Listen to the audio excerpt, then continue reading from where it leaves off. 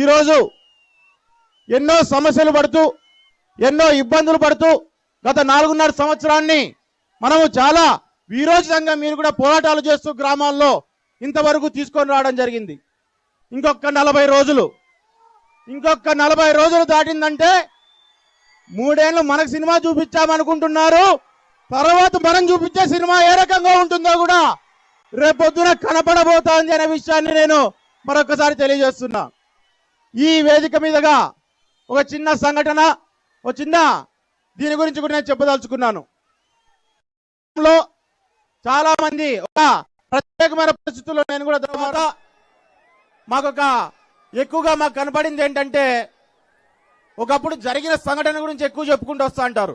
ఏంట్రా అదంటే, ఒకప్పుడు తెలుగుదేశం పార్టీ 2019లో ఓడిపోయినప్పుడు బైకులకు, కార్లకు, ట్రాక్టర్లకు సైకిళ్లు కట్టుకొని ఊరేగించినారు. అవి వాస్తవంగా చెప్పాలంటే స్టేజ్ మీద ఉన్న వాళ్ళు, కింద ఉన్న వాళ్ళంతా కూడా ఆ రోజు మనం దెబ్బతిన్న దానికంటే కూడా అటువంటి సంఘటనలు ఎక్కువగా చూసి బాధపడినాం. అవునా కాదా? అవును, అటువంటి సంఘటనలు చూసి బాధపడడం జరిగింది. ఈరోజు ధర్మవరంలో మేము ఒక నిర్ణయం తీసుకున్నాం. ఏ సైకిల్ని అయితే రోడ్డులో బండ్లకు కట్టిడ్చారో ఆ సైకిల్ ని బండ్ల పైన కట్టి మన ఊర్లో ముత్యాలమ్మ, దుగ్గమ్మ ఊరేగుతుందే, ఆ రకంగా ఊరూరున ఊరేగిస్తూ ఈ సైకిల్ అనేది కిందకి దిగదు. ఈ సైకిల్ ముందుకు పోతూనే ఉంటుంది.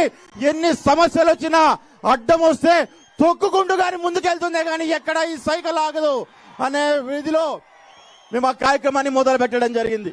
అదే రకంగా మీకందరికి కూడా తెలియజేస్తున్నా, దయచేసి ఇక్కడికి వచ్చిన తెలుగుదేశం కుటుంబ సభ్యులంతా రాబోతోంది తెలుగుదేశం ప్రభుత్వం, ప్రజల ప్రభుత్వం, ఎగరబోతోంది తెలుగుదేశం జెండా అనే విషయాన్ని ప్రతి ఒక్కరూ ఇక్కడ చంద్రబాబు నాయుడు గారు వినే ప్రతి మాటను విని గ్రామాలకు వెళ్లి ప్రతి ఒక్కరికి అర్థమయ్యేటట్టుగా మీరు చెప్పాలని చెప్పి మీలో ప్రతి ఒక్కరిని పేరు పేరున కోవడం జరుగుతుంది.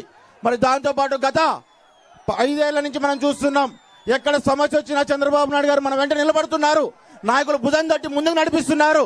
అదే రకంగా మరి ఈరోజు మనం ముఖ్యంగా మనం మాట్లాడుకోవాల్సిన వ్యక్తి ఎవరి గురించి అంటే నారా లోకేష్ గారి గురించి. మన ప్రాంతంలో ప్రతి ఊరు తిరిగి, ప్రతి గ్రామం తిరిగి, ప్రతి కార్యకర్తను భుజం తట్టి మీ వెంట నేనుంటానని చెప్తూ మన గుండెల నిండా ధైర్యం నింపుతూ ముందుకు నడిపించిన వ్యక్తి మన నారా లోకేష్ గారు. ఈరోజు చాలా చోట్ల మేము చెప్తా అంటాం, రాజకీయం అంటే తెలుగుదేశం వస్తేనే చాలా సాఫ్ట్గా అలా వెళ్ళిపోతుంది, ఎప్పుడు అభివృద్ధి వైపే చూస్తాము, అంతేగాని వేరే ఏమి ఆలోచన చేయమని చెప్పి చాలా మంది కూడా మమ్మల్ని కూడా ప్రశ్నించడం జరిగింది. ఈరోజుసారి ఒక విషయాన్ని గుర్తుపెట్టుకోవాలా, ఈసారి జరగబోయే రాజకీయం ఎట్లుంటదంటే అభివృద్ధి, రాజకీయం రెండు పక్క పక్కన రైలు పట్టాల్లో పోయే పరిస్థితి రాష్ట్రంలో ఉంటుందనే విషయాన్ని చెప్పాలా. అభివృద్ధిని ఖచ్చితంగా చంద్రబాబు నాయుడు గారి చేతిలో పెడతాం, రాజకీయాన్ని నారా లోకేష్ చేతిలో మేము పెట్టబోతున్నాం అనే విషయాన్ని కూడా మీకు అందరికీ నేను తెలియజేస్తున్నాను. కాబట్టి